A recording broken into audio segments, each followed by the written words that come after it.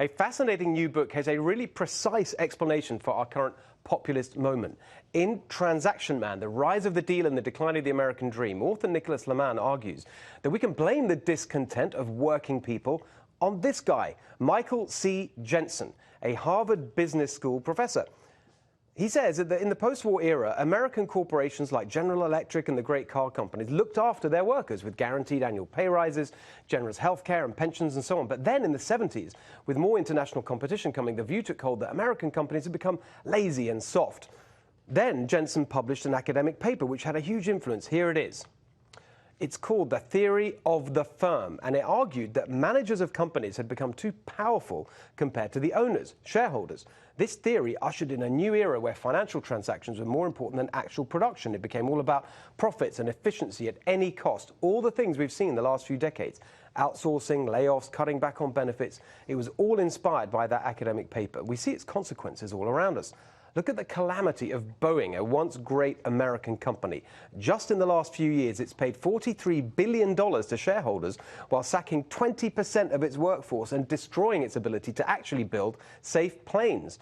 Another sign of the populist times, last week, a new bill right here in California that would make it harder for companies like Facebook and Google to label thousands of their core workers as contractors rather than employees to save money on benefits like healthcare and sick pay. All right, I think this goes to the heart of so much that we've seen.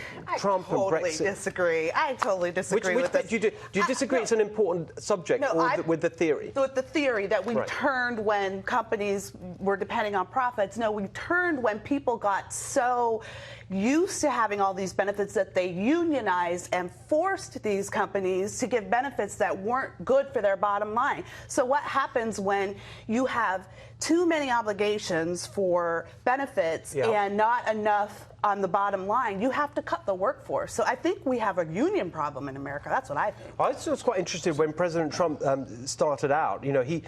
Being pro-worker was a really big part of his shift and different from what you'd had from previous Republicans. And in the early days, do you remember in the first week, I think, he sat down with union leaders in the White House and said, look, I'm going to have a good relationship. But I think here's what happens with Donald Trump's economy. You've now taken corporations and companies who are in the driver's seat and the power with their employees. But because the economy is so strong that there's more jobs available than workers to fill the jobs, now the employees are in the driver's seat, able to demand more benefits and more wages from their employer. That is true. Wages a growing are going economy. up Here's my concern with what they're talking about. We used to say we're going to maximize shareholder wealth.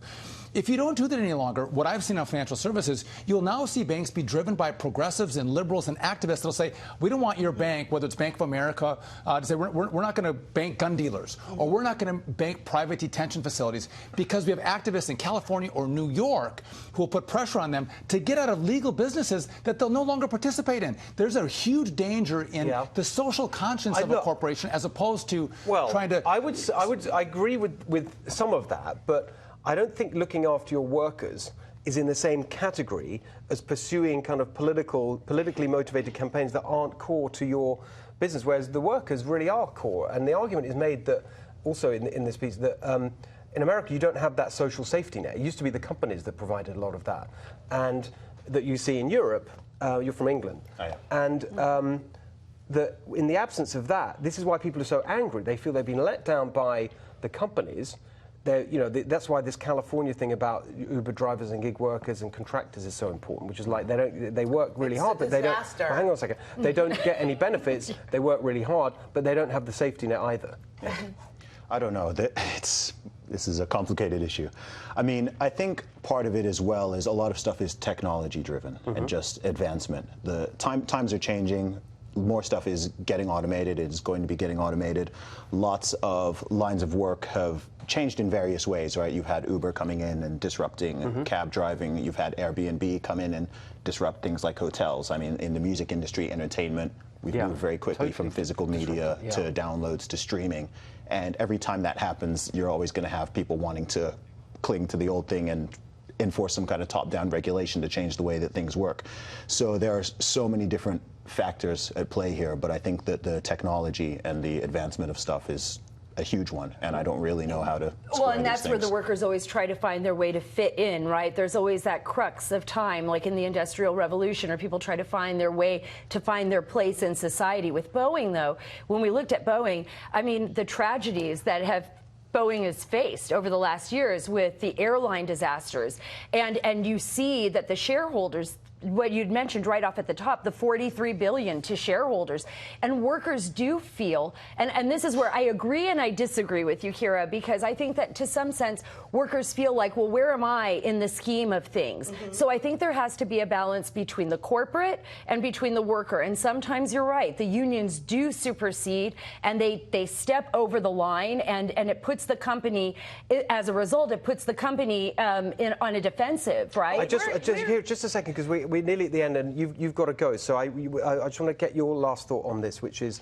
the Uber drivers and all the rest of the California bill. Feels like that is being watched from around the world. This is happening everywhere. What do you make of that, classifying these contract workers as full-time employees? What do you think of that? So, if I'm understanding correctly, would that mean that they would be entitled to certain benefits that would need to be provided and whatnot by the company? Or entitled to be fired because the company can't afford those benefits? I'm pretty libertarian-minded, so I don't my gut instinct is I don't particularly like the idea, because I think you need to have that gig economy where people don't need to necessarily be, from both sides. I don't think you necessarily always want to be tied into some kind of long-term contract. You want to be able to dot around, work as you wish, and but at the same time, that means that you won't necessarily get some of the same benefits and whatnot as you would if you were just employed full-time. Very interesting. So it's the choice of the worker making that choice to have more flexibility for your benefits. Yeah, I think it's a trade-off. Yeah. We're going to leave it there.